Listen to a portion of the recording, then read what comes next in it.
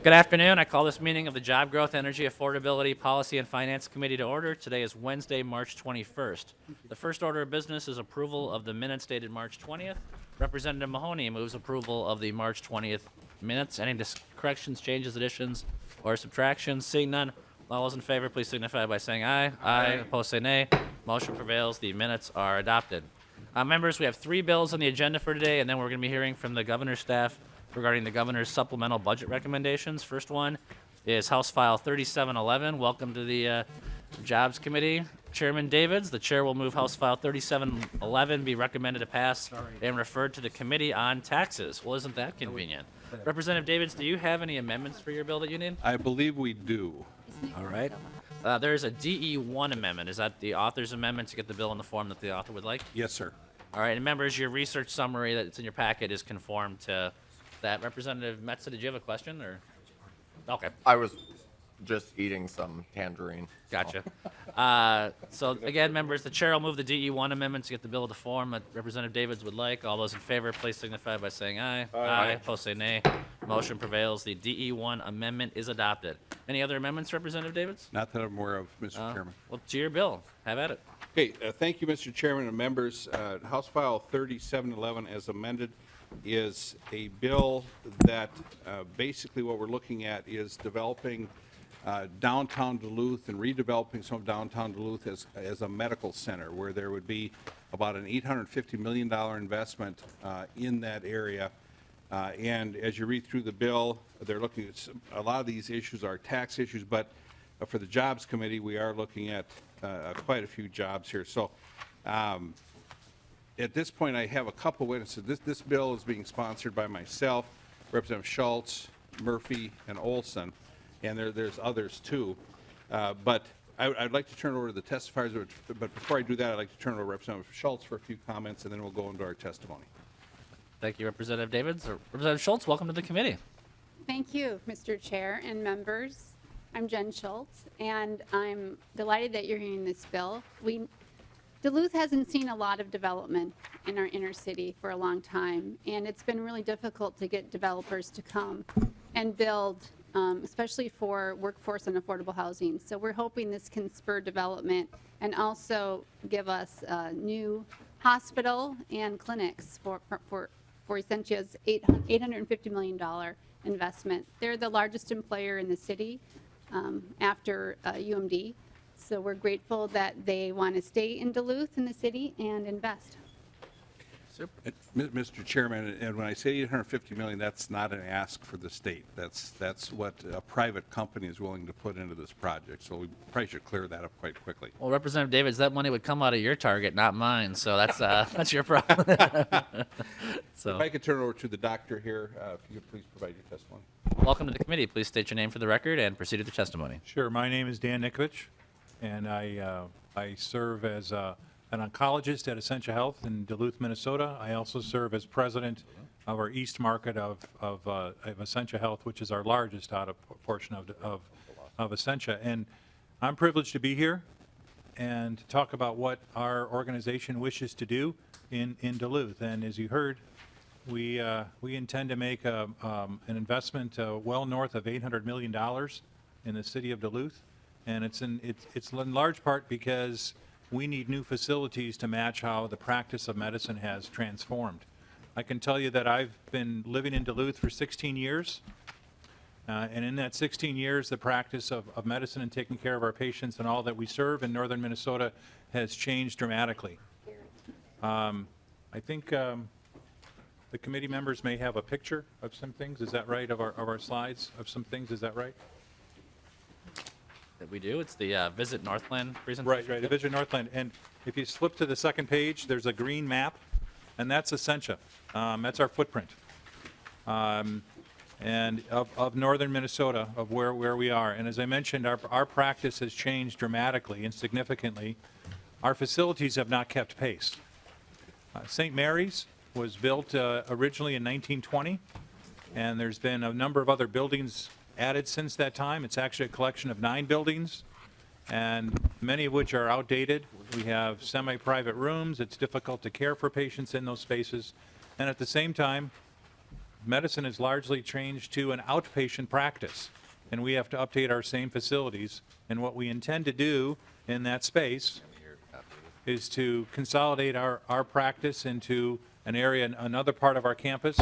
It's further on in the pictures. Mr. Chairman, I'll show you this picture a little bit further on. It's a conceptual rendering.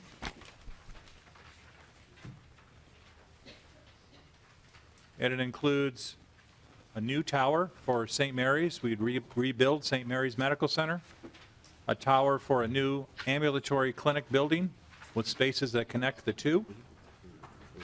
We would also subsequently vacate the land on which St. Mary's is at present time, and that would allow it for other purposes, especially multi-generational housing and other areas that are of significant need in that part of the neighborhood of Duluth.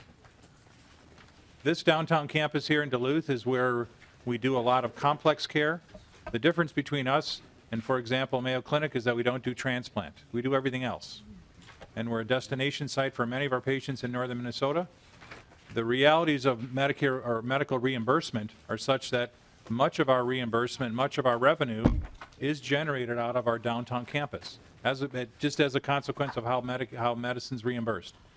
Those resources we generate there allows us in turn to reinvest into the rest of the communities we serve in northern Minnesota. Case in point being our clinic in Grand Rapids that'll open in about 3 weeks. Other investments we've made in other cities, in Sandstone, our newest facility, in fact, until Grand Rapids opens, Virginia, I Falls, Hibbing, other facilities that we've invested in. Much of the resources come out of this main campus. And the key thing is we have to transform our facilities to match how the practice of medicine has changed.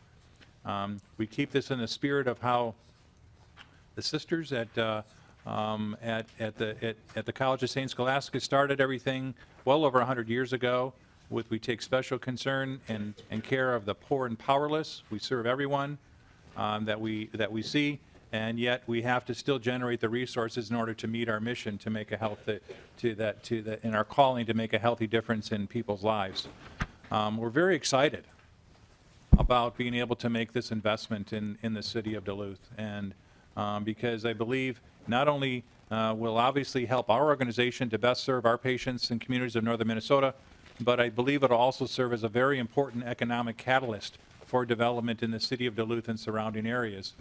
Much the same way that our other investment, First Street building opened in 2006, $100 million, was a significant catalyst for the development of downtown Duluth. The Sheraton a hotel building, other things that occurred on Superior Street as a result of that investment. I believe this investment will spur the same, but on a much larger scale.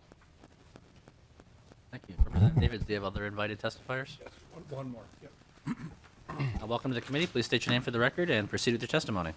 Thank you, Chair Garofalo. My name is David Montgomery. I'm the Chief Administrative Officer for the City of Duluth. Mayor Emily Larson sends her regards, but she's homesick today and could not be here, so I'm standing in for her. On behalf of the city, our testimony here is very much in support of this project. We are very excited for this major infusion of new development dollars and expansion capability and upgrading of our largest employer, Essentia Health. We think this will have very positive impacts in a otherwise somewhat economically distressed area of central and east hillside Duluth, where the St. Mary's campus and Essentia campuses already are located. By moving down the hill a couple of blocks, as the doctor mentioned, it frees up some of that space up on top of the hill along 4th Street, 5th Street, and the opportunity for much-needed housing, not only in support of our medical communities as part of their recruitment and retention efforts, but also for the community at large that surrounds these campuses, is very, very exciting on behalf of the, from the city's point of view. So we are here in support of this project. We are working actively with Essentia, working out some of the details around this, and we fully expect to get all those sorts of issues resolved over the next couple of weeks. But we are eager and happy to be here in support of this development. Representative Davis, do you have any other invited testifiers? I do not. We'd stand for questions or whatever the chair would prefer here. This is a public hearing. Are there any other members of the public who wish to testify in favor or voice concerns with the bill? Seeing none, we'll close the public comment portion, move to member questions and comments. Representative Rarick. Thank you, Mr. Chair. The question I have, we've heard some of the small communities from around Rochester that with the major investment that happened at Mayo, and they've seen a lot of their small clinics in their areas close. And I represent Sandstone, where we're thankful to have the new clinic.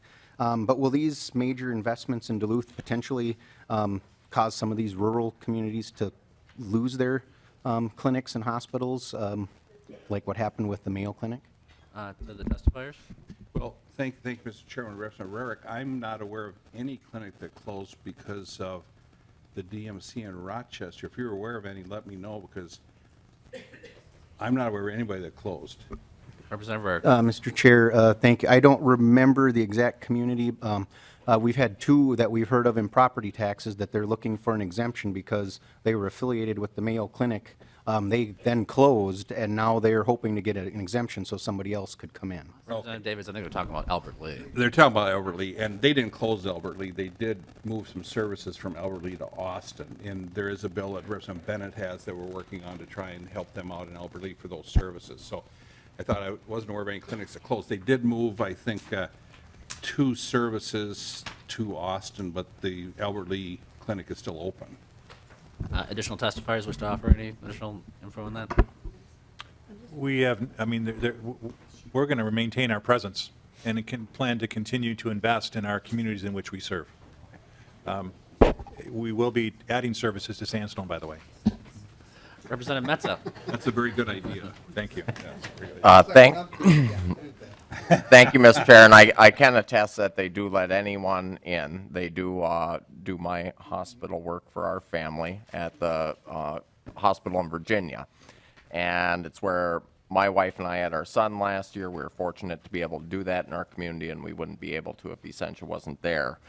And, you know, I think one other one you left out, Aurora, where you have a clinic as well, is a huge asset to that community with projects that haven't come to fruition yet, pending. We could really continue to use the investment which you've been making. And so I think this would tie it all together and essentially put us in a really good regional position, Doctor, to have the services that people are fearing losing, essentially, and save quite a few people, quite a few miles driving down to the metro area or to Rochester to be able to receive those services locally. And so I think this is a good investment for the state, a good investment for the city, and a huge investment on behalf of the sisters, which, good thing no one from the public testified against them. So we appreciate the continued work here and look forward to seeing this bill go through in Texas, Mr. Chair. Representative O'Neill. Thank you, Mr. Chair. So we're in the Jobs Committee. I was just curious if you have an estimation of how many jobs will be added and what types of jobs, what kind of benefits, what kind of pay level. To either of the testifiers. Present time, our average wage is $80,000 for our Essentia employees. And as we grow our services there, we will need to add additional employees. In fact, we anticipate that upwards of 40% of our workforce could retire in the next 10 years. We have to replace them and want to recruit to replace them and to continue to grow. So I do not foresee a reduction in our workforce as a result. Mr. Chair. Representative O'Neill. So for the $800 million investment, though, with this huge expansion, do you have a sense as to how many jobs you'll be adding? I'm assuming you're going to add jobs because you're doing a massive expansion.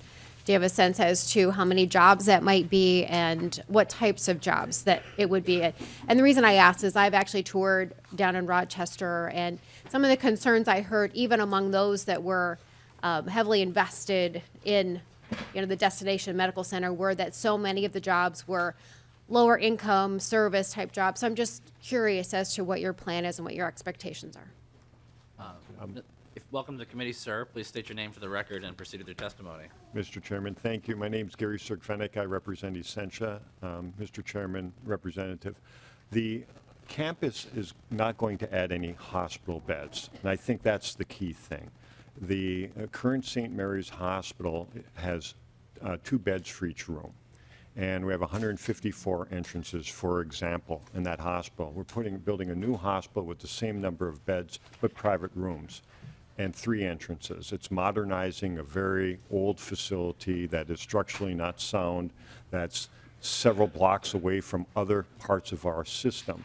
And so it's very difficult for patients and for doctors to provide quality care for those patients. So the amount of jobs won't grow dramatically with the new facility because it's a replacement for the old facility.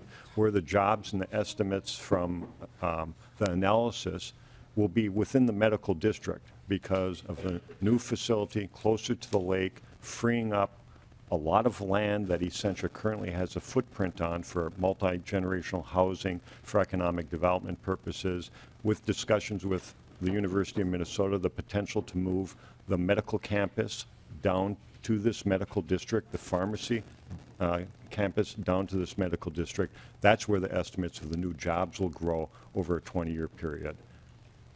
Currently, Essentia has 5,300 full-time equivalents in Duluth, 16,000 within the region, 75 clinics, 15 hospitals. This is the mothership that provides, as the doctor noted, the economic benefits that are spread throughout the region and throughout rural Minnesota to those hospitals and clinics. Representative O'Neill? Thank you, Mr. Chair. So specifically to what types of jobs then, one concern that was in Rochester is that they were expanding as well. You're moving, so it's not as much of an expansion, but there was such a concern that so many of the jobs were actually very low-paying service type jobs. And so can you speak to what types of jobs will be added? And you said very few new jobs, but as you're shifting and redeveloping and all of that, is this going to be more of a service type, retail service, restaurant, that type of redevelopment, or what's the redevelopment? Mr. Stravanek or the other testifiers? Yeah, Mr. Chairman, Representative Neal, the jobs, and I think maybe the city chief administrative officer in Montgomery could attest to this as well, but with the movement of the campus down to the site, those would be very high-quality jobs associated with the University of Minnesota. If the university makes that decision, and I'm not testifying that they have made that decision, we're in discussions with them. Secondly, potential for hotel developments. One of the key components of this is the capping of I-35. As many of you have driven through Duluth, the I-35 is capped in a couple spots, and there's an opening. There'll be a cap put on there as part of the DOT's long-term plan, that there'll be a parking ramp built. That would free up a current parking ramp that's not exactly located in the right spot in Duluth. It's right on the lakefront. Move that in the back, provide more development on the lakefront. So I think it is that combination of retail, hotel, university, education components, medical technology, those types of jobs. Representative Schultz? Thank you, Mr. Chair. Should be a letter in your packet from the building trades authored by former Representative Carly Moline and supporting this project, because there will be new jobs in the construction and development of the new hospital. But I would envision that we would have more employers moving into our community if we had workforce housing and more housing. And so we're hoping the housing, making more new housing available, will bring employers, new businesses to the Duluth community that would create new jobs. Representative Davids? And thank you, Mr. Chairman. Being the Jobs Committee, as the doctor said, we're not adding beds. They're not adding beds. So that may be a bit static, but the spin-off jobs from this and the construction itself for the $850 million or whatever that is will be a lot of union trade jobs. And what we're witnessing in Rochester, I mean, what got me excited about this project for the Duluth area is what's going on in Rochester. And this is not DMC. This is not DMC Light. Very, very different as far as the funding and all of that.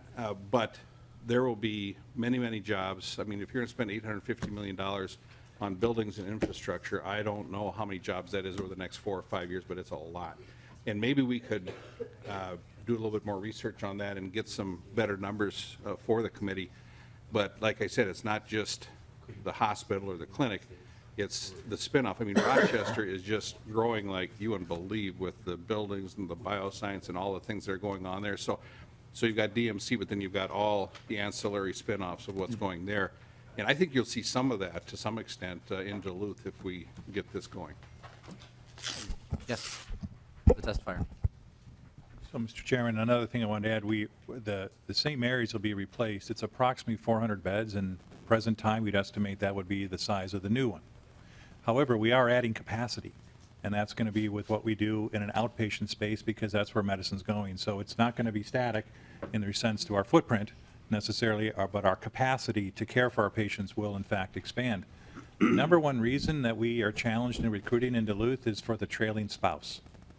The spouse cannot find a job. Someone from their family cannot find a job. And we hope with our investment here to spur that economic development, we'll be able to recruit and retain not only those folks that would like to work for Essentia and be part of our team, but also in the greater area as well. Representative Sundin. Thank you, Mr. Chair. I'd like to thank Chair Davids for spearheading this effort. It's a tremendous benefit for the regional medical needs to upgrade this hospital. The services there in St. Mary's have been absolutely terrific. I've got several living family members to attest to that. And and that was supposed to be good, okay? But as far as the building goes, the needs are great to replace what people refer to as the mothership of essential services there. So I'm really excited to be a part of this. I'd like to give a little comfort to Representative Rarick on his concerns about some of the satellite hospitals around there. Cloquet Hospital has been a standalone hospital for many years, and it's probably the closest one to Duluth, and they're in good shape, and there's a good partnership between the physicians, and that's existed for several decades. So I hope that gives you a little bit of comfort there. So thank you. Representative Clark. Thank you, Mr. Chairman. One of the things I heard said, and I think Representative Schultz maybe expanded on it a little bit, I'm wondering if we could hear a little more about the housing portion of this. That really is, certainly seems to me to be a very important part of it, and I didn't see it in the bill when I was looking, and I'm assuming that maybe some of the deconstruction as well as some of the new construction must be related to housing, and maybe you could talk a little bit about that and who will be served, the kind of housing that will be created, and it seems like a really important part for the community there. Doctor, the other testifier? Yes. Thank you, Mr. Chairman, Representative. The housing is one of the key elements that the city is really quite excited about. We have been dealing with a housing problem in Duluth for a long time. We've got a lot of housing, but our housing stock is 60% of it is built before 1935. And so to the recruitment concepts that not only Essentia, our other hospitals, St. Luke's, our banks, Cirrus, all of our major employers, when they try to recruit people to come, that's one of the issues they have, is people can't find the kind of housing they are used to or are thinking of within the area well at hand. We also have a lot of need for affordable housing and workforce housing as well. And so this concept, when it came to us, with the idea that Essentia would move those 2 to 3 blocks down the hill, when you look at the area around Essentia now, it's obviously those buildings, and within the bill, it does talk about project dollars being potentially deconstruction or rehabilitation of buildings. That is part of exactly what is in mind, is dealing with some of those facilities. But there's also a lot of parking lots up there. A lot of parking lots when you look up along 4th and 5th Street. And that's open space available for redevelopment once those parking needs are met down near the buildings down along 35. And so we view that, the city's very excited about the opportunity to open up that space for housing, not only to support the medical facilities and their recruitment and their hiring efforts, but also for the communities of the Central and East Hillsides as well, which are some of our most at-need communities up in Duluth. So we're very excited about what this opens up in terms of housing. We think the bill provides, as part of that public infrastructure, the opportunity to utilize some of those funds for very much those purpose of clearing those sites and preparing those sites for housing opportunities. Thank you, Representative Clark. Mr. Chairman. That's good. I couldn't find it in the bill. Could you tell me where it is? I just wanted to look it over. And this committee does deal with housing. It's part of one of our missions, so I'm glad that that's part of this bill. It's very appropriate. I just couldn't find it. Maybe you could show me later, if nothing else, but I would like to see the language. The testifiers could follow up with Representative Clark at the conclusion of the hearing. That work out? Yeah, I can get it. Okay. Okay. Representative Mahoney. Representative Baker. Thank you, Mr. Chair. Very visionary, very big thinking, long-term. My question would be, the folks at Essentia, have you been working with University of Minnesota as well with possibly expanding the medical school services or training and teaching? Because as we here in Health and Human Services here in St. Paul, we have such a need for rural providers and keeping people in Duluth in that metro setting, but yet still rural. That was my idea, or the thoughts of just asking the question if possibly this dream would be something that would also expand medical school services up in Duluth through the university. Either of the testifiers? So, Mr. Chair and Representative, thanks for your question. Yes, we have had conversations with the university, and they are ongoing. There's a conceptual drawing in the packet that includes, in fact, a tower that could represent that for a medical space or academic space for the University of Minnesota, not just the medical school, but for other disciplines and sciences that are presently at the university. Personally, I would love it if we had a 4-year medical school in Duluth. It's presently 2 years, and the students finish elsewhere, typically in Minneapolis. I teach there at the medical school.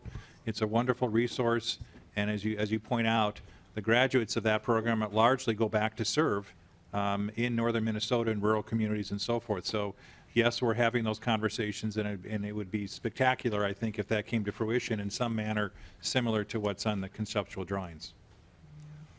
Representative Fabian. Mr. Chair, may I respond to Representative Baker? Oh, Representative Schultz, my apologies. Thank you, Mr. Chair. Representative Baker, we would be happy to entertain expanding the Academic Health Center in the School of Medicine and the College of Pharmacy, if you'd be willing to appropriate some money to do that. I know I've been working with the Associate Dean of the School of Medicine at the University of Minnesota that's housed on the Duluth campus, and they are thinking about expanding and creating a large academic health center. So I think that vision maybe is 5 years away, and I don't want to speak for the university, but I've been in some of those discussions as part of their advisory board. Representative Baker. My only follow-up would be I couldn't agree more. I think that we support the University Twin Cities campus immensely with bonding projects and future things. So with this kind of a dream plan, if we didn't do some major expansions and have a 4-year medical school and really think outside the box, this is where some of those next dollars should go.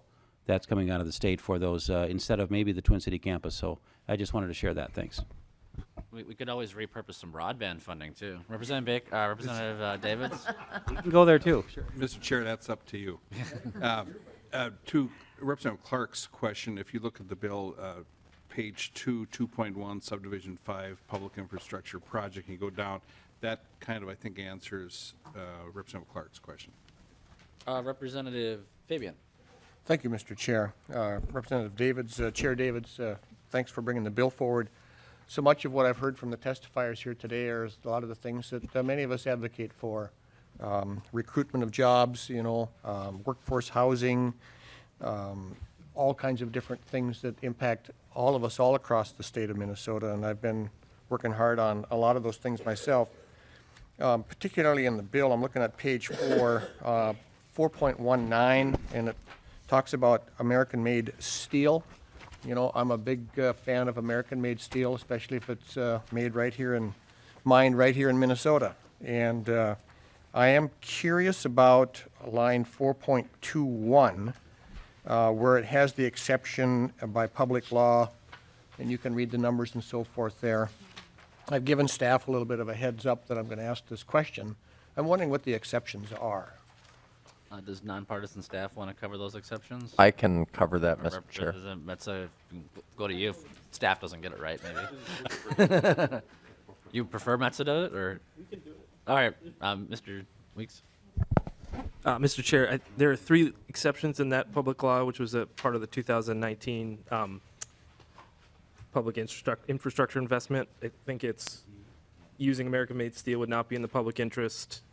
There isn't enough supply of American-made steel, or using American-made steel would raise the cost 25% or more, is my understanding. And Representative Metza nods his head in affirming fashion, so we'll take There- that as fact. Mr. Chair, there's actually another reason too. It actually keeps us compliant with our trade agreements on a global level, and those percentages stay within those parameters on a federal level. The best trade deals, the best trade deals. Believe me, I know. Representative Fabian. Thank you, Mr. Chair. And just, I talked to Mr. Weeks here. He said 2019, but I know he meant 2009, so. One of the other things that I think could create lots of jobs across the part of the state that I represent is, and would use American steel, and would be to put some pipes in the ground. I'm concerned that the Line 3 replacement project is something that's important for my constituents and so forth. I would certainly hope that all the people who are sitting at the witness table are supporting the Line 3 replacement across northern Minnesota, and we can use American-made steel and put lots of Minnesotans back to work in the kinds of jobs that are good paying, high paying, have a very bright future. So to the testifiers, do you support the Line 3 replacement? Well, you probably don't have a position Mr. on Chairman, that. that greatly expands the scope of the This bill. discussion. But Representative Fabian. I'll answer for me, yes. No, just, Okay. we'll just. To that Representative Fabian brings up a very, very good point about the provisions there regarding American-made steel, and they're on page, what page are they on? Page 6. And I would like to just visit a little bit about that. I don't know, let's have it on. Where's American-made steel? Page 4.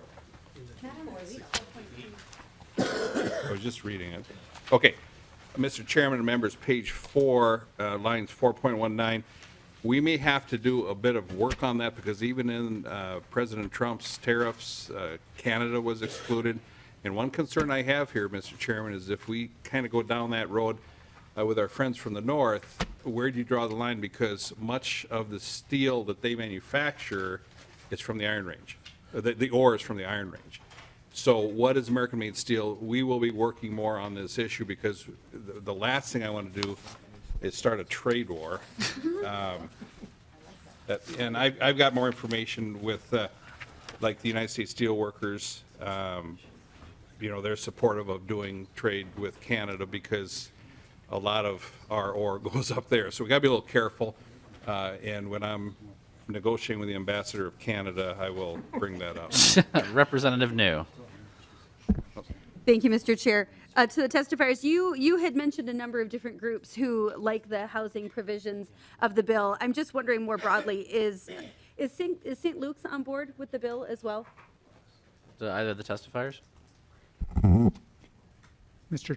Chairman, Representative, I can't speak on behalf of St. Luke's. I know Essentia has had conversations with St. Luke's, and I know St. Luke's is engaging their lobbying folks in terms of this bill as well. So they're certainly interested in a number of the housing issues and the possibility of creating those housing opportunities. But I really have to be very careful about speaking on behalf of St. Luke's here. Is that a Representative New? That's fine. Representative McQuaid. Thank you, Mr. Chair. To the testifiers, one of the things we're hearing a lot about is our shrinking workforce. And one of the other things we also hear about is the mental health crisis. And so I just want to look a little bit about what mental health and how that will play into this vision, because I think it could be really beneficial to keep more folks in Minnesota's workforce. Do either of the testifiers? So, Mr. Chairman, Representative, thanks for your question. There's a lot we do for behavioral health presently in our Duluth campus. This vision that's described here would allow us to expand that, particularly with trying to make more emergency space available specifically for our patients who have behavioral health needs acutely. Right now, we see them in St. Mary's Medical Center in ED. It's not a good space for them to start their healing process. And we would envision more of a space in actually Essentia Health Duluth, formerly known as Millard Medical Center, for that type of emergency space. And then likewise, to continue to use our spaces that we have there now. We've expanded beds in that hospital. We have now 38 inpatient beds for behavioral health patients and continue to use that from a spectrum of care, from an emergency to inpatient care to outpatient care. It's very much part of what we do and will continue to do so. Representative O'Neill and then Davney. And as a reminder to members of the committee, we have 2 more bills on the agenda and the governor's supplemental budget review. So, oh, and Scott too. So Representative O'Neill. Thank you, Mr. Chair. I just have a really quick question. Since we do have the tax chair here, I'm just wondering if you could let us know what the total impact to the state and local taxpayers would be for this project. Chairman Davids. As former Majority Leader Palenti would say, the situation is fluid. And how many times did he say that? But to answer the question, it's not going to be as it's in the bill now, because what the bill says now, it's $15 million for until they get to 187 million or something like that. The question has become, and my first question was, where's the skin in the game from the city? And so we're coming up with various ideas of how we can do that. And I know it's not DMC, but with DMC, the city and the county stepped up. And we don't have that answer yet, but in the bill, if this bill is passed like this, it's $15 million a year, and Teller's 187 million, so it's 12, 13 or something like that. That's not how it's going to end up, 184. or 184. Representative Scott. Thank you, Mr. Chair. And I apologize, I was in and out presenting a bill in another committee. I was just talking to my seatmate here, and he said that the hospital that you're planning to rebuild is going to have the same number of beds, but they're going to be private rooms instead. And in relation to what Representative May Quaid brought up about mental health, I'm just wondering if there's a demand for more rooms. I mean, I equate this to building an elementary school in a growing community, and by the time the school's built, then it's already bursting at the seams. And I just wondered if, I'm sure you guys have done all this planning that's gone into this, but if you could just speak to some of those concerns, I'd appreciate it. The testifiers. So, Mr. Chairman, Representative, thanks for your question. So we are in the midst of a very detailed planning process and would envision replacing the same number of beds. As healthcare has changed, those beds are going to be filled by patients that are even sicker than there are there today. At the same time, our plans are to have those beds to be very fluid and flexible, such that a patient who needs ICU care can have done in the same bed without having to go to a different floor or a different unit. And so that we're building really the flexibility into that. And when we're finally finished with our plans and drawings, I think it'll be designed in such a way that there will be room for expansion. But I would envision the expansion will really be more on the outpatient side, the ambulatory side, as the way medicine is going in general. Thank you. Representative Davney. Metsa and Representative Metsa, you'll get the last word. Representative Davney. Thank you, Mr. Chair. And I wanted to pick up where Representative May Quaid started in terms of behavioral health services, mental health services. Representative Backer, and I just had a bill up for school-linked mental health services. And one of the challenges in greater Minnesota is the lack of clinicians available. How does Essentia interact with training providers who would then also hopefully stay and practice outside the metro area? The testifiers. Or how would this assist in that? The testifiers. So, Mr. Chairman, Representative, thank you. So there's many different training programs that we're present with right now. And there are behavioral health professionals that train with us in a variety of programs, from whether they're in a social work status, a counselor status, a psychology status. And that's part of our mission. We'll continue to do that. We're not leaving the behavioral health space. Recognize we need far more resources in that regard, from inpatient care to outpatient care. We've invested in taking those same resources in having them, those same colleagues and professionals embedded in our primary care clinics. As you point out, with the pediatric population, it's a special need on the school because of kids need to stay in school to meet their milestones and not get behind. And those folks are especially helpful in doing that. And so we remain very committed to that. It's part of our mission. It's not going away. How it will look 5 or 10 years from now, I would only speculate, except to say I know it's part of our mission. And unfortunately, with behavioral health, there's a great need, almost inexhaustible need right now. And I could go on and on. We don't have time for that as to those whys. We're here to stay with serving our patients with behavioral health needs. Thank you, Doctor. Thank you, Mr. Chair. So we're going to go Representative Anderson and then Representative Metza. You'll get the last word still. Representative Anderson. Thank you. Very quick. Thanks, Mr. Chair. The university was mentioned up there. What about the other hospital in town? Is that being consulted in any of these plans or going forward? The testifiers?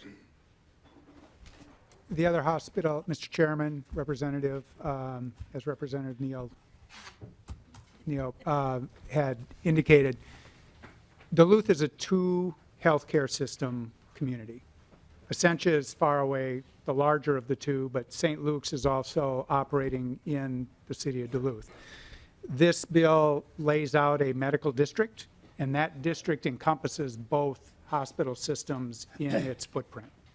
And so while this bill is about Essentia's development, and when we talk about some of the demands and some of the growth opportunities, St. Luke's, as I understand from them, is also doing expansions as well, in similar timeframes. So there's a lot going on in the broad-based medical community up there with both healthcare systems, and this bill's footprint encompasses, for the public infrastructure discussion and where those costs are done, encompasses both those healthcare footprints.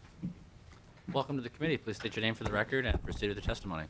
Mr. Chair, committee members, Darren McBeth representing St. Luke's, and per the question and on this topic, yes, St. Luke's has been participating in discussions, though with a concept this large and complex, and some of the newer rollout, including the delete everything amendment that has been referenced today. We're still getting our arms around many of the consequences, including the makeup of the newly proposed advisory board that St. Luke's is not currently a part of. And so there's more discussions that need to be had, and St. Luke's is in the process of engaging in more of those discussions, so to be continued. Thank you. Representative Metza. Thank you, Mr. Chair, and Representative Fabian. I'll look forward to making sure this stays in the bill, the American-made steel.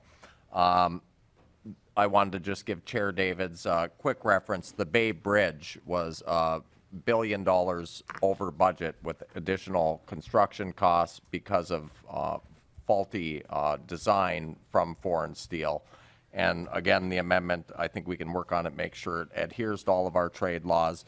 But it is important. I know just on the Highway 53 bridge that we all worked on together bipartisanly too, there were 10 million pounds of American-made steel that went into that, the stadium.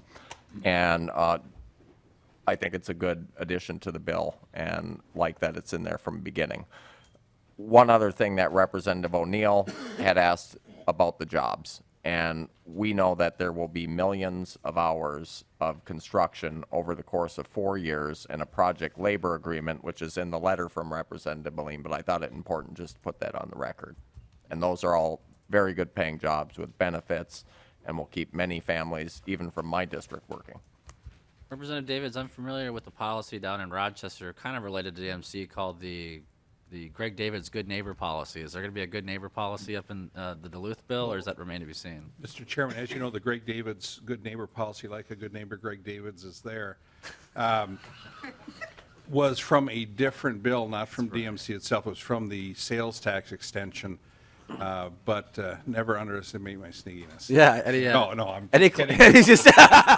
Any closing comments, Representative Davids? Yes, and thank you very much, Mr. Chairman, for a very, very good hearing to get these issues out on the table. I'd like to thank the city of Duluth. I'd like to thank Essentia Health and my co-authors, and they seem to be growing every day with folks getting on this bill. But Representative Schultz, Representative Murphy, and Olson have put a lot of time in this bill, too, and I really appreciate that. And so with that, I do want you to know that I was invited to run in Grandma's Marathon, and I said I'll go to Grandma's and have special number 2. So I really appreciate your support, Mr. Chairman. With that, Representative Davids renews his motion to have House File 3711 as amended, recommended to pass and refer to the Committee on Taxes. When I said Representative Davids, I meant me. Yeah. So all those in favor, please signify by saying aye. Aye. Opposed, say nay. Motion prevails. Graduate back to your committee. Thank you, Representative Davids. Thank you, Mr. Chairman, members. Representative Davids, can we call this the don't think twice it's all right bill? Representative Johnson, you're up next.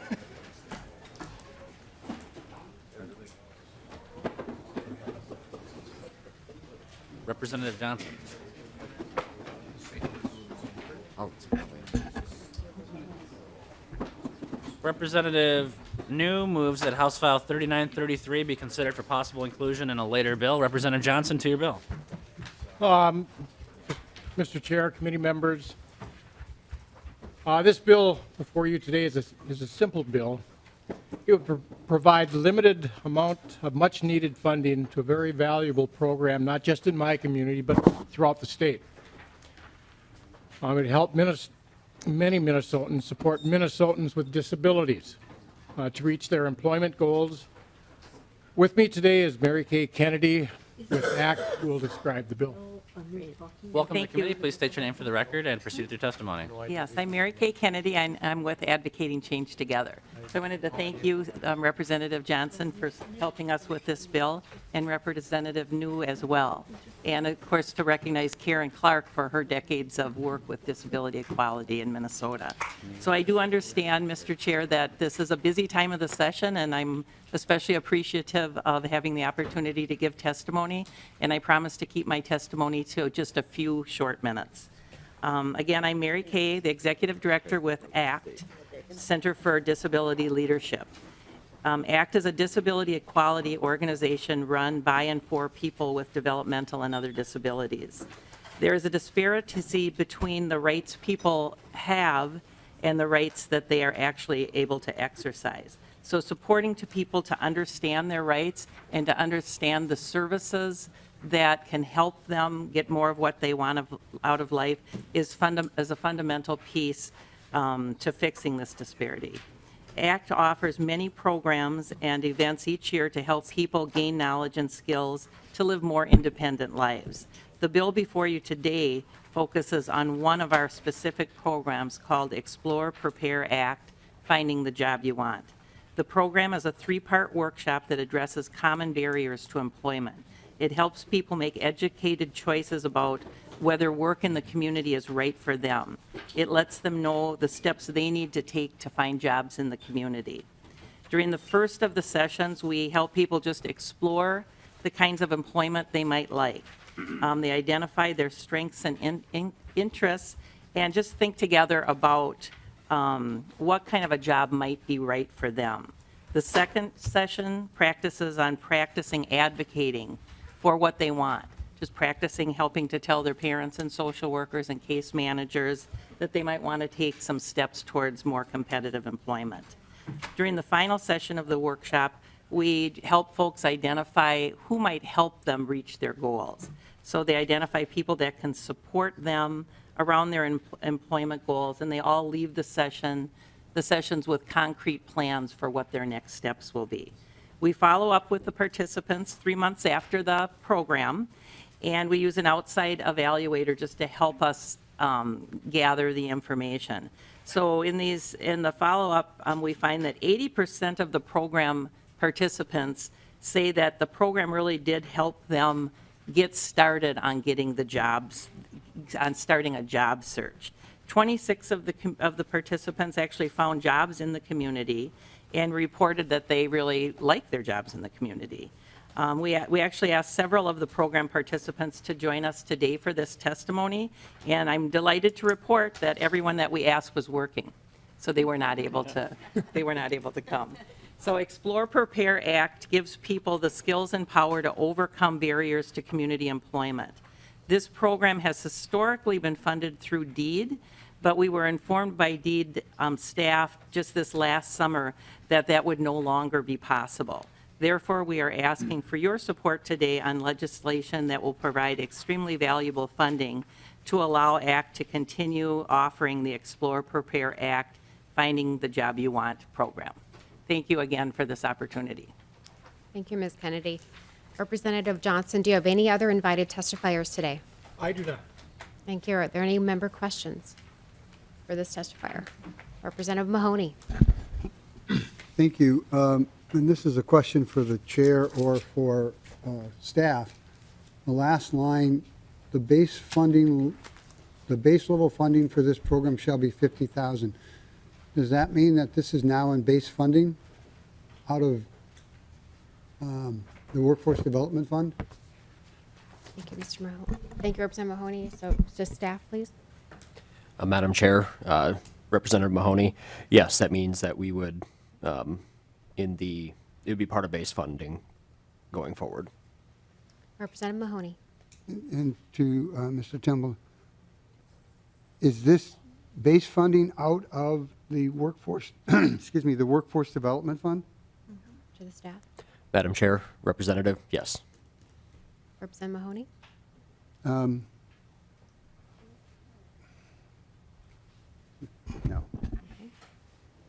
This is a public hearing. Are there any members of the public that would like to testify for or against this bill? Seeing none, any other member questions? Seeing none, any closing comments? Representative Johnson. Chair, I just want to thank you for considering this bill, and hopefully it continues moving forward. Thank you, Representative Johnson. And this bill will be laid over for possible inclusion. Thank you. Thank you. Mahoney? Thank you. Thank you. Representative Mahoney.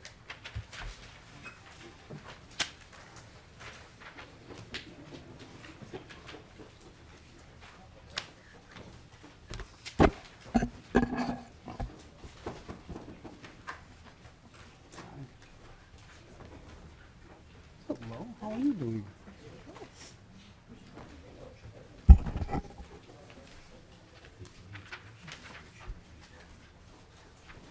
Representative Mahoney, you have House File 3749, and this will be laid over for possible inclusion in a later bill. To your bill. Thank you, Madam Chair. I will explain the bill. I need the page to hand out this when he gets a minute.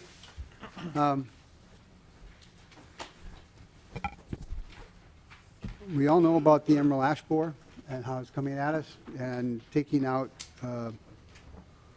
hundreds of millions of trees, maybe even 1 billion trees. This bill establishes a program in the Department of Ag to assist a cogeneration facility to assist the counties in the Xcel Energy ratepayers area to move the emerald ash borer trees that have been removed down to District Energy in St. Paul. What it will do is allow them to grind these trees up, and I'm not sure whether it's sawdust-sized particles or smaller, but it kills all the EEAB bugs. And so that well, it's not a matter of spreading them. They are at this particular point going to take over the whole state. Wisconsin was just declared a total quarantine this afternoon or yesterday. I won't try to kid you or hide anything from you. There's only one facility that works for this. This is a biomass energy plant in St. Paul. The reason it does work, not like Benson or Laurentian, is that it is a cogeneration. It provides heat for 80% of the buildings in downtown St. Paul. It provides heat for the Capitol complex and a variety of other places, and sells power. I thought it's probably my fault. There was supposed to be an amendment to this bill, and I know I saw it. I know I saw it on my emails. I probably just didn't copy it and get it down to you, which allows for, I think it's 2% administration fees. Is that correct? To the staff. Madam Chair, Representative Mahoney, that's correct. Representative Mahoney. For administration fees with the Department of Agriculture. In the bill, it just talks about what it can be used for, which is essentially to get the trees to St. Paul and grind them. Because, again, I don't have the expertise to get you into the weeds on how small they have to be in order to kill all the emerald ash borer larvae. But I am told it is very, very small, and it's relatively expensive. This bill appropriates $6 million a year, beginning this year through 2023, and it ends when the power, let me get where I wrote that down. It ends when the power purchase agreement ends in 2023. I have some testifiers for this bill, and I would like to turn it over to them. Thank you, Representative Mahoney. To the testifier, if you could please state your name for the record and continue with your testimony. Yes, thank you. My name is Victoria Reinhardt. I'm on the Ramsey County Board of Commissioners, and I also chair the Partnership on Waste and Energy, and that's a joint powers board between Hennepin, Ramsey, and Washington counties. And I'm here today to speak in favor of House File 3749. Emerald ash borer, as we know, kills ash trees, and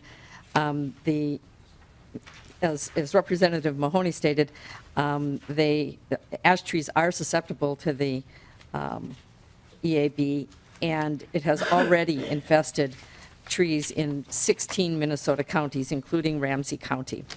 I do have a handout that we will, it wasn't supplied to you in paper form, but we will make sure that you get that shows the number of trees, the tons of ash that goes into these facilities or that is potentially out there. It will impact every ash tree. We know that.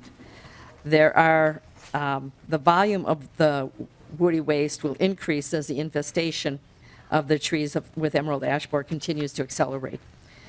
I think right now we're kind of in this prime time where we need to start to manage it right now. Preliminary analysis has shown that there are at least 2.95 million ash trees in the 7-county metro area alone, all of which will in time succumb to EAB. Those trees will result in over 1.67 million tons of wood waste requiring disposal. And when we look at things through the Partnership on Waste and Energy, we really are looking at not only the economic impact, but obviously the environmental impact of losing those trees, and it is substantial. The cost of removing and replacing a single tree can range from hundreds to thousands of dollars. And again, we're talking about 2.95 in the metro area alone. Wood waste generated by local units of government, municipalities, tree services, and businesses which don't use our sites needs to be managed. The expected significant increase in the volume due to EAB will need to be handled in ways that protect health and the environment. Wood waste that results from the trimming or cutting down shrubs and trees can be an important resource, and that's one of the things that I know Evergreen and District Energy will go into in more detail, but it is an important resource. And almost all of the wood waste right now from emerald ash borer is being delivered as a fuel to be used by St. Paul Cogen, which I just call District Energy. So, and Evergreen. I said there's a lot of new things that I'm learning today. Anyhow, and it does generate steam for heating and cooling in St. Paul, and also produces electricity. Beyond St. Paul Cogen, other reliable markets for this material are difficult to find, if not impossible. The material by law cannot be landfilled. It cannot be put in the trash for delivery to a resource recovery facility. Nor is open burning allowed, thank goodness. One option is landscape mulch, but markets for that material are nearly at capacity, and even if you turn it into mulch, it has to stay within the quarantine area, which was one of the first questions I had. So we also know that other plant diseases are emerging, which will lead to even more wood waste resulting from damaged and dying trees.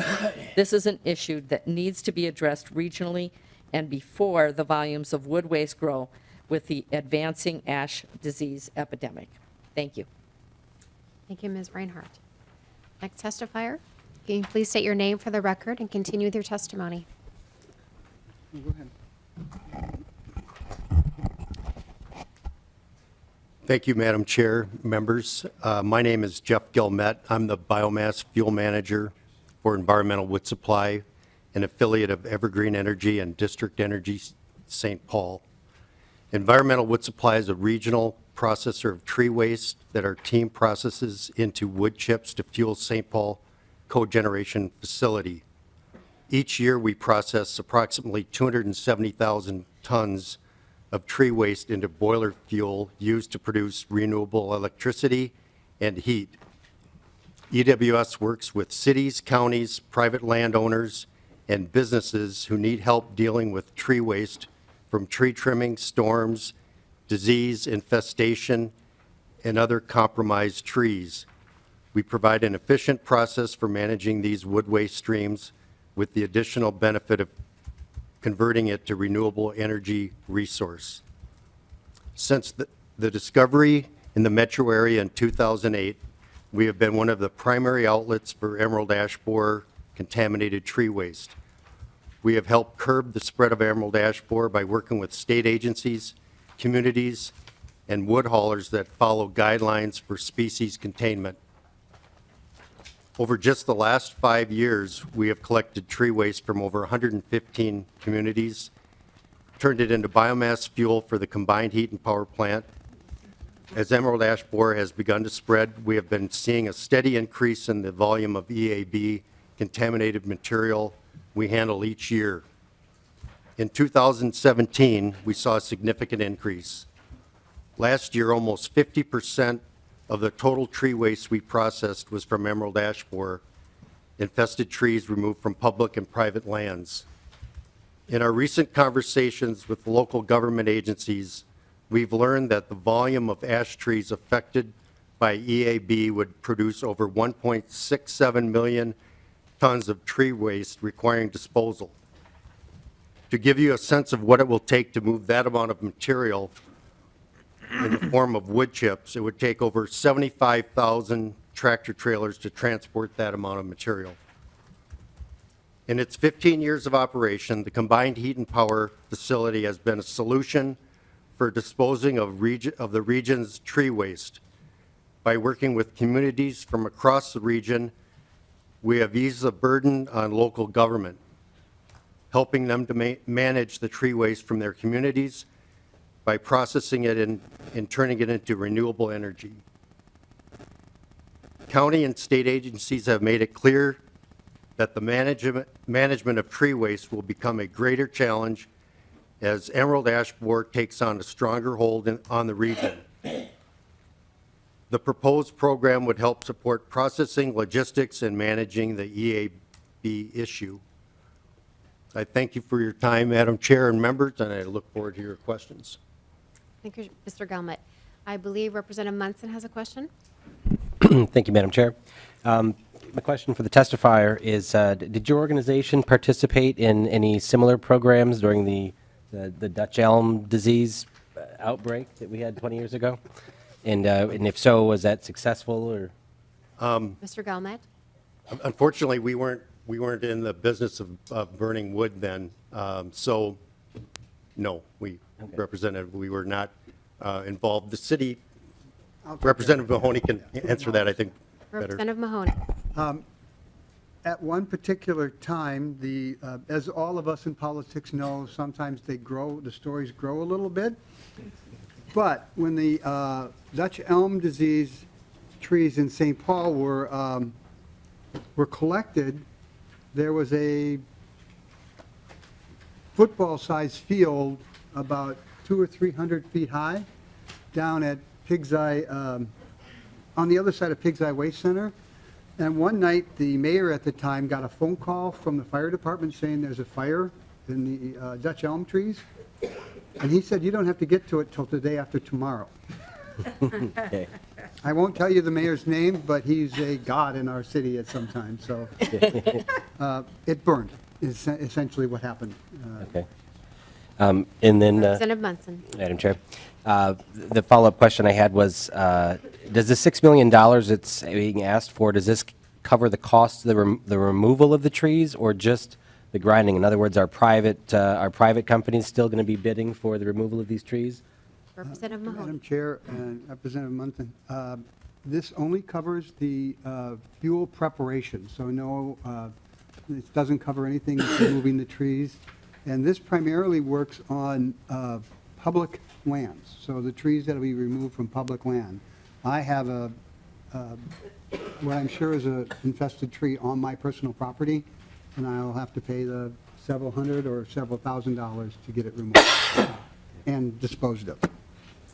Okay. Representative Munson. Yeah, thank you very much. That's all my questions. Okay, Representative Anderson. Thank you, Madam Chair. To the testifier, this interests me as a farmer about burning and drying things. do these wood chips have to be dried to some extent before you can burn them in your process? Mr. Gelmet. Madam Chair, Representative, no, they don't go through any drying process. It's a natural process. Once the wood is ground once and hauled back to our main wood yard, it's ground again, and it just loses moisture content from that process. You're going from about 45 plus in moisture percentage down to 30 or 35, depending on weather conditions. Representative Anderson. And then one more follow-up. Thank you, Madam Chair. Currently, the wood mass you burn, does it have any value? I mean, do you have to pay a price for this, or do people pay to have it unloaded at your facility? Mr. Gelmet. Madam Chair, Representative, for the most part, we do pay for some wood that's processed that comes to our wood yard, and it's been gone through phase one processing, so we do pay for some of that wood. Brush and logs that are brought down to our wood yard, we do not pay for. We don't charge either. We go off-site as well and grind in a 50, 60-mile radius for urban wood waste, and historically, we have not charged for that service as well. Representative Anderson. Thank you, Madam Chair. No, this is an issue that we're going to have to face pretty soon. We've talked about this in the Ag Committee, and thanks, Representative, for bringing it up. And in the cities here, it's going to be a huge issue, so we need to address it, so thank you. Madam Chair? Representative Mahoney. Thank you, Madam Chair. To Representative Anderson, I hope you took a look at this list that I sent out.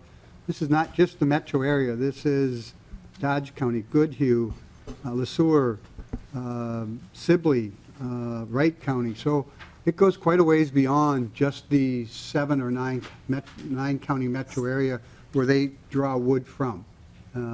So this bill is designed to take wood and this money from the RDA to serve the whole Xcel Energy ratepayers area. It's kind of a way for that money that ratepayers pay for the dry cast storage to come back into the system back in who's paying for it, basically. So, Representative Anderson. Thanks again, Madam Chair.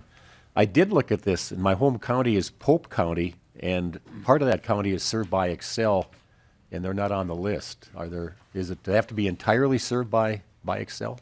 Representative Mahoney.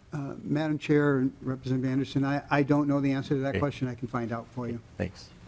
Representative Fabian. Thank you, Madam Chair. I'm curious on, I serve on the Environment Committee, and we do a lot of permitting with MPCA. I'm curious to know what kind of processes, what emission standards you have to meet on your discharge, or if you have to have a MPCA air permit at your facility. Mr. Gelmet, or welcome to the committee. Please state your name for the record, and then you can continue to answer his question. Thank you, Madam Chair. Representative Nina Axelson, representing Evergreen Energy.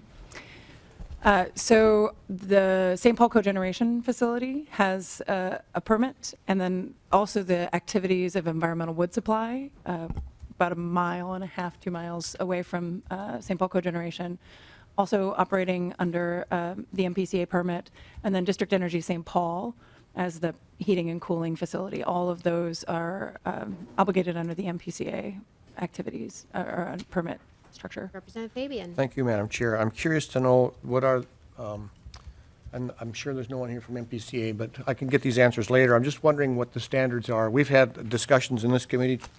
Representative Anderson and I represent areas of the state where we have manufacturers that produce hydronic heaters, and requirements that have been placed upon them have become very, very stringent to the point of almost putting these companies out of business.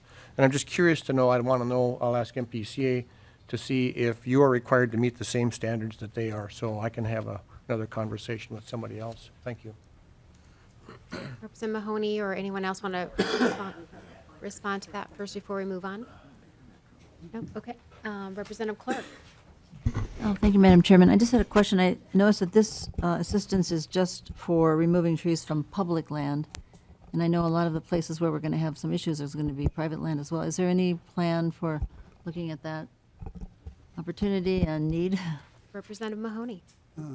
Madam Chair, I try to keep my bills as simple as possible. No. Follow-up, Representative Clark.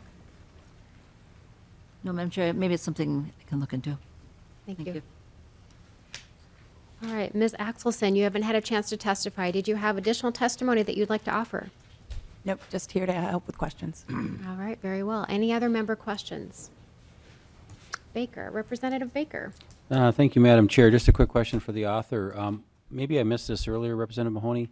Why $6 million a year? Is that a magic number to get the output of the energy at a certain point, or is that hard numbers of what it's going to cost to bring in so many tons of wood? Maybe I missed that earlier, but why $6 million? Representative Mahoney. Because it's less than Laurentian and more than Benson. That's where I'm going, but yeah. I don't have a good answer for you. The $6 million, I'm sure we could find out, but that was the number. This bill was to come forward last year during the big RDF kind of conversation. It really wasn't ready for prime time last year, and the parties have worked together to try to find some solutions. There are still some concerns, small concerns with XL. There's some small concerns with the way the bill is written for almost every party. So it's a work in progress, but again, those, they are very small kind of issues. They want a clearer definition of how they would do the grants at the Department of Ag. So they're just small things, but I can certainly find out why the $6 million, what that magic number is. Okay, I actually have a question. Representative Mahoney, could this program be operated by the Department of Commerce? I'm sorry, I didn't hear. I said, could this program be operated by the Department of Commerce or possibly DNR? Representative Mahoney. We're the legislature, we can do anything we want. But trees are kind of a crop, so to speak, in Minnesota, so that's why we went there. I would have to talk to the two departments. Thank you. And then also, Representative Mahoney, would this result in any fuel cost savings passed on to XL Energy ratepayers? It's thank you, Madam Chair. It's a relatively complicated way that they're doing it, but they're taking money out of XL ratepayers' pockets to pay for the dry cask storage. This will reduce that dollar, this won't reduce that at all. What it will do is it will reduce the pass-through costs that XL has to pay to Evergreen. And in that fashion, I'm sure it will come up at the next PUC rate hearing. Thank you, Representative Mahoney. Any other member questions? All right, this is a public hearing. Are there any members of the public that would like to testify for or against this bill? Come on down. XL Energy is coming down. There you go, Rick. Welcome to the committee. Please state your name for the record. Madam Chair, members of the committee, I'm Rick Evans with XL Energy. I just want to make sure the committee understands. First of all, I want to say we appreciate Representative Mahoney and the folks that are up here at the table who have expressed willingness to sit down and work with us on this bill. We do have some continuing concerns, but we're talking about that, and so we expect we'll be able to resolve that. But in answer to the chair's question, we have a power purchase agreement with District Energy under the old biomass mandate that we spent a lot of time on last year. And we purchase, the way that works, as Representative Mahoney referred to, was the fuel costs are passed through dollar for dollar to us. So whatever they pay for fuel is passed through directly to us. So one of the things we want to make sure is clear in the bill is that whatever money is devoted to this process of gathering and processing fuel, that our customers realize that savings when the costs are passed through to our customers. Our power purchase agreement requires the facility to burn a certain amount of wood, so this wood will help them meet their requirement under our power purchase agreement, but we would hope to get the benefit of that. The other thing I'll mention, just to make sure it's mentioned, because we had last year, and I know we're going to have this year, ongoing discussions about the closure of the other two biomass facilities. We need to be careful that we're not creating another situation so that 5 years from now, we suddenly have created a whole other industry that now has to be preserved. And so we want to continue to work with the author and with the group just to make sure that we don't end up in a situation in 5 years like we were in last year, where suddenly the opportunity to save money for our customers on this relatively expensive energy is being driven by other economic factors. Thank you, Mr. Evans. And can you remind the committee just one more time, how expensive is this energy? Well, I can't speak directly for the St. Paul Cogen facility, in part because I don't know, and in part because I believe it's confidential. But this is, the biomass energy in general across the plants, is pretty expensive, like about $150 a megawatt hour. But that's not any reflection on St. Paul Cogen. I don't know what their charges are. It could be, it certainly is different than that. Mr. Evans. Any other final member questions? Seeing none, any other members of the public that want to testify for or against this bill? Seeing none, final comments, Representative Mahoney. I hope this bill gets laid over and included in the omnibus bill, that hopefully will be a very thin bill this year. Thank you, Representative Mahoney. And with that, we'll lay this bill over for possible inclusion in a later bill. And that was House File 3749.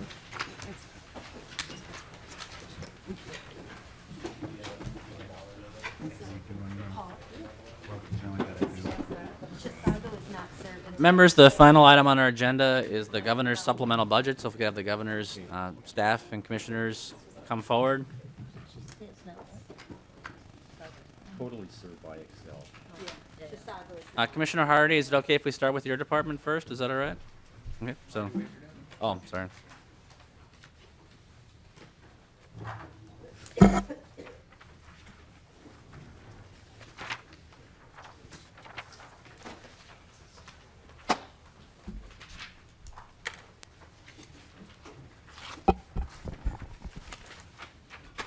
Welcome to the committee. Please state your name for the record and proceed with your testimony. Good afternoon, Mr. Chair and members of the committee. Thank you for the opportunity to speak today regarding the governor's supplemental budget recommendations. For the record, my name is Shantara Hardy, and I'm the Commissioner of the Minnesota Department of Employment and Economic Development, DEED for short.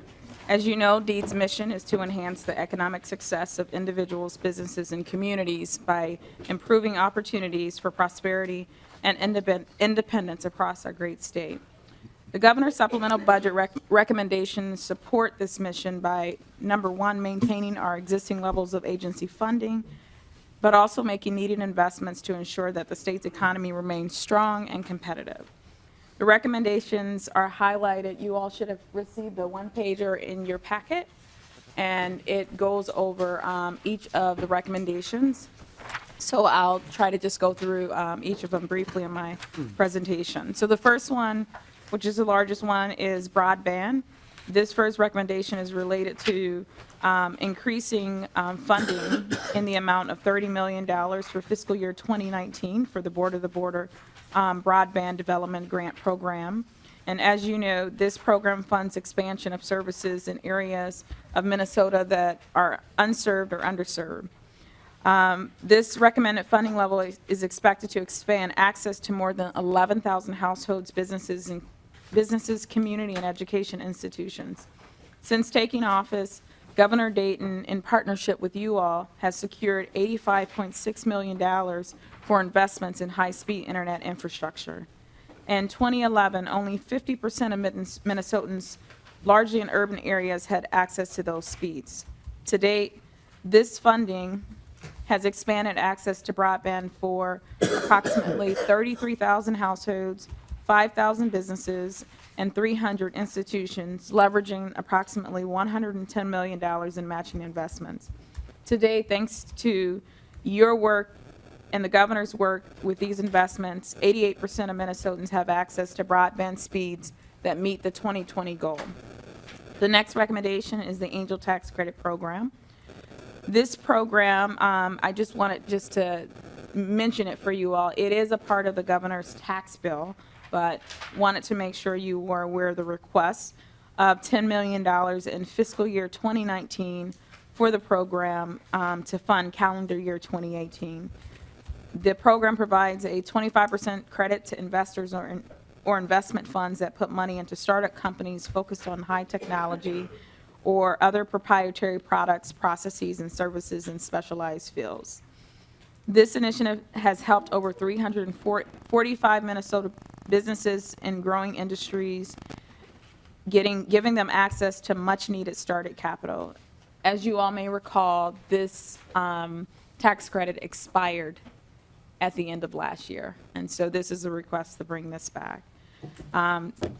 As you look at the continuum of investments in businesses here in our state, currently we have no tool to invest in startups at the state level. So it's very critical that if we wish to remain competitive and a place where startups start, we need to make sure that we have tools necessary for us to make those investments. The third recommendation is from the Minnesota Investment Fund. There's language to request for investment in a paper mill in Duluth. The governor recommends one-time language to be added to the fiscal year 2019 MIF appropriation.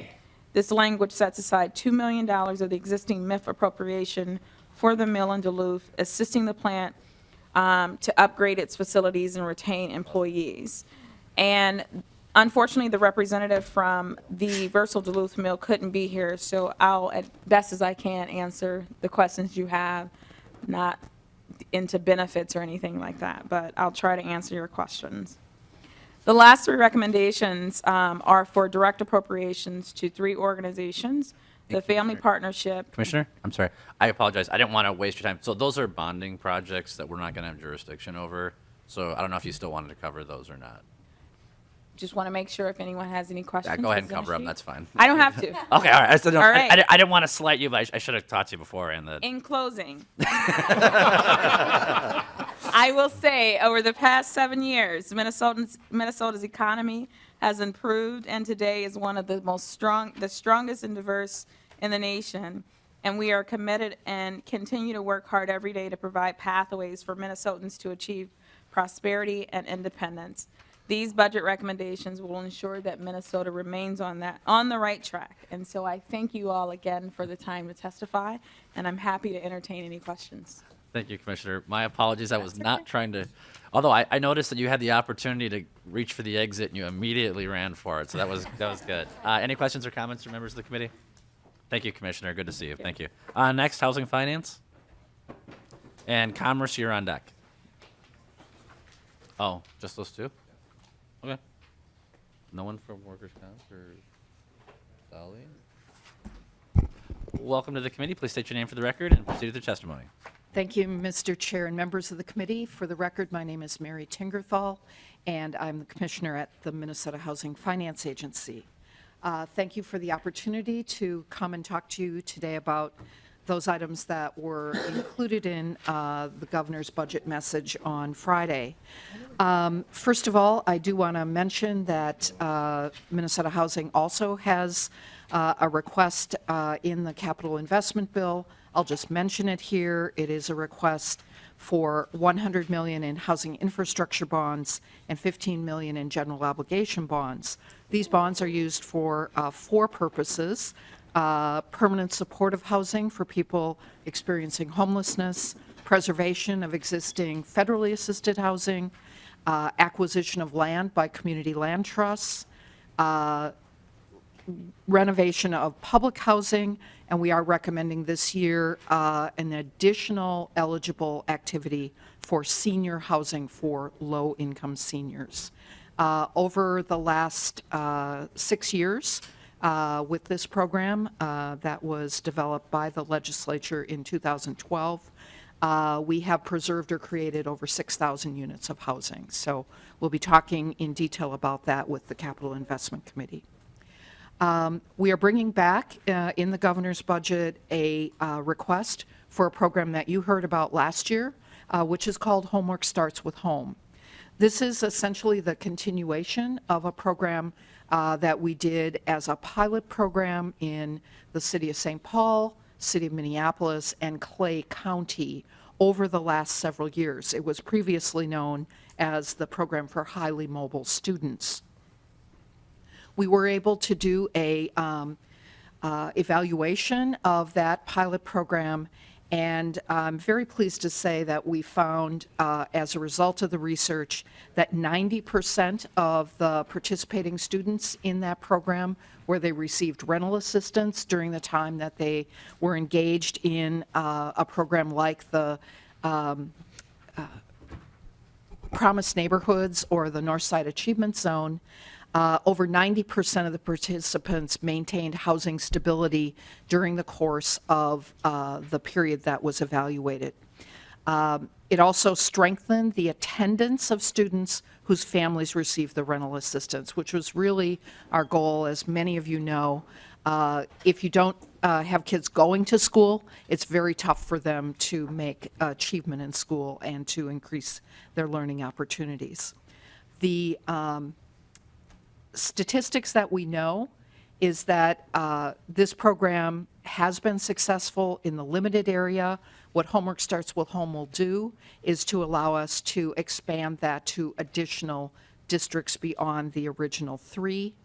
And we know that in 77 of 87 Minnesota counties, there are 1,241 different schools, and in 77 of those, there are kids that are classified as homeless or highly mobile. So this is not just a program for the metro area. It is one that school districts and principals around the state have told us would be valuable to them. And that is over 9,000 students that were identified as homeless or highly mobile during the course of the past year. The final thing that I want to mention to you is an improvement in the Manufactured Home Relocation Trust Fund, which many of you may not even know exists. This is a program that's been available for some time. It is actually funded by a small fee that is charged on every single lot in manufactured home parks throughout the state. This is a fee that's charged annually. And right now, the law limits the amount of fees that can be collected to a total of $1 million. Once the fund reached that $1 million level, it then clicks off for the entire next year. So it ceases to collect the fee. Once the fund drops below $1 million, the fee clicks back on the following year. So the issue is that we have had some fairly large closures in the last year and essentially wiped out the fund. And it generally takes about 2.5 years of collecting fees to get back up to the $1 million. So if we face a park closure in the next year, we'll be very strapped for funds to be able to pay relocation for these individuals who own mobile homes in these mobile home parks that are closing. So the request is to increase that click-off level to $3 million from the current $1 million, because our experience in the recent couple of years is that the $1 million simply is not a high enough level to be able to maintain funds in this trust fund. The bill will also make a few other adjustments to the trust fund so it can run more efficiently and effectively. And we are in conversations with the park owners about these changes, and I know that there has been some testimony in the Senate regarding this. So that's a preview of what you can expect to see from us this year. Thank you, Commissioner. One quick question for me before we go to member questions. I'm looking at your handout. This is the handout you gave out. I'm just curious when Housing Finance changed their prefixes to 196 instead of 296 for your phone number on the bottom. Sorry about you guys that. get a separate. Yeah, right. Representative West. Thank you, Mr. Chair. And I actually have heard of the Manufactured Home Relocation Fund, and I have a bill doing that exact thing, so I'm happy to see the governor supports it. And my district has a very high per capita manufactured housing living there, so it's a very important issue, and I'm glad to see it's included. Thank Any other questions or comments? Oh, Representative Vogel. Thank you, Mr. Chair. To testifier or to maybe the spreadsheet. I'm curious now when we're talking about that cap going from 1 million to 3 million. I'm assuming that would have $2 million of revenue or thereabouts, but I don't see it on the spreadsheet. I'm just curious how the spreadsheet is prepared relative to any of the fee increases that might be coming down the road relative to the governor's proposal. Mr. Zempel. Mr. Chair, Representative Vogel, the manufactured home relocation trust fund change item, I take it that's what your question is in reference to? Yes, Mr. Chair. Mr. Zempel. Mr. Chair, Representative Vogel, I don't believe the request is a fee increase, and so it hasn't shown up in the spreadsheet as such. Well, I'm sorry. What's line 54 in the spreadsheet then?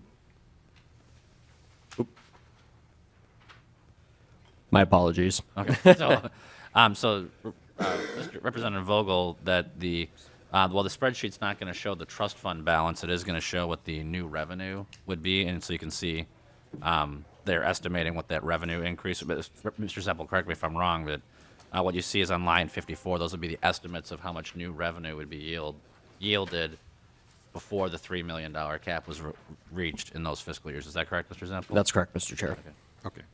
So there isn't any new revenue this year. It would be coming all in the next biennium.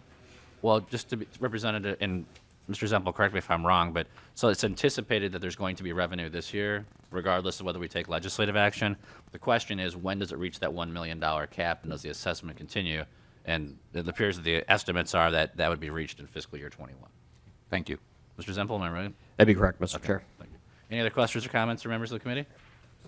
Representative Fabian? I'll go to, yeah, You were- thank you, Mr. Chair. Commissioner, thank you for being here. As you know, I've worked a lot on workforce housing and have a bill this year from the last session, House File 1535. And what we're doing there is trying to capture some of the growth in the mortgage and deed tax to be going to home ownership. And we've expanded who that's available to. I'm looking at the spreadsheet line 44. Homework starts with home, the governor's recommendation.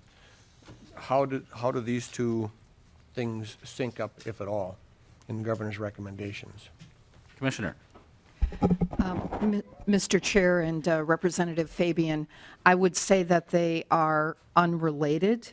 As you may be aware, for the workforce housing bill, there was language that was added to our statute 2 years ago, and there was an appropriation in that year of $750,000 for that program, and that allowed us to run a small pilot. We selected 4 projects, 2 of which actually involved manufactured home parks, and 2 of which involved single-family, one in the metro area, one in northern Minnesota. And at that time, there was a discussion about the capturing the increase in fees. As we considered it within the framework that we were given to consider appropriation item requests for this year, it felt as though the revenue that would be generated if, in fact, the capture was done was beyond the parameters of what we would have requested for this year. So it's not that we think it's a bad idea. It just did not fit the parameters we were given for requesting budget items. Representative Fabian? Thank you. Well, thanks for the cold water. I was hoping that this would be more of a priority for you and the administration. I'm hoping that we can continue some discussion. There's a lot of frustration that's been expressed to me about a lack of willingness in the administration to tackle this issue, and I hope we can do better. Thanks. Representative Clark? Thank you, Mr. Chairman. I guess one of the other issues that has not yet become before this committee but will has to do with families that probably are some of those 1,000 children that we're talking about here. And that's families who have children who are lead poisoned, and families are either evicted or made homeless because of that issue or can't find safe, affordable housing. And I'm just wondering, do you have any numbers on that yourself for the, I know that you do deal with that issue within the agency and some of your, probably across a number of different programs, and I'm just wondering if you would comment on how that might relate to the homework, what do the kids who are talking about here? Commissioner. Mr. Chair and Representative Clark, I am not prepared to give any kinds of numbers today on the work that we do with regard to the removal of lead hazards. What I will say is that we do have a home improvement loan program that does require testing and removal of lead for any household that receives assistance under that program. With regard to this rental assistance, these rental assistance payments are used, they're administered by housing authorities throughout the state, and they would use their normal inspection requirements before approving a property where this rental assistance could be used. Thank you. Representative Dabney. Thank you, Mr. Chair and Commissioner. I want to join with Representative Fabian in hoping that you folks will take a good look at the mortgage and deed capture, because I think that's a potentially valuable tool for construction, which is my understanding of the purpose of it. Am I correct that there's a difference between the purpose of Homework Starts at Home and the Representative Fabian's proposal around capturing the mortgage and deed tax, that's for construction as opposed to rental assistance? Commissioner. Mr. Chair, Representative Dabney, yes, that is correct. Two different programs, both very worthy programs, but different. Okay, Representative thank you. Any other questions or comments from members of the committee? Thank you, Commissioner. Thank you. And then, is there anyone from Commerce, Workman's Comp, or Dolly here that wanted to testify the governor's budget recommendations or policy? Okay, I didn't. They have small, just really quickly, I'll just overview them for them. Department of Commerce has they want to, there's a current assessment that ends on June 30th, utility grid assessment extension. They're seeking to extend that by $500,000 a year. The Workmen's Compensation Court of Appeals, and I apologize, I'm going to ask you publicly, Representative Mahoney, do you know if the Workmen's Comp Board approved that recommendation to enhance the compensation for Workmen's Comp judges? Mr. Chair, do you mean the pay raise for the judges, the Under affiliate Workman's judges? Comp, correct. Yes, they did. Well, they did today. They did, okay. So So that'll be coming in an amendment with a bunch of other things. and again, members, just to remind everyone, when it comes to the Workers' Compensation Advisory Task Force, we, generally speaking, take their recommendations. So it's included in the governor's budget recommendation, and if it's been acted on by them, we would expect us. Chair? Representative Mahoney. Except when they take 3 or 4 years to come to an agreement on something, which they are at this point. And then beyond that, members, again, on your spreadsheet, there's some, you see the transfers out for the premium security plan, which are tracked in our committee, but really we don't have jurisdiction over. But then there's some additional policy and fine language there regarding OSHA and wage theft. And if you have any questions on those are detailed in the governor's documents online.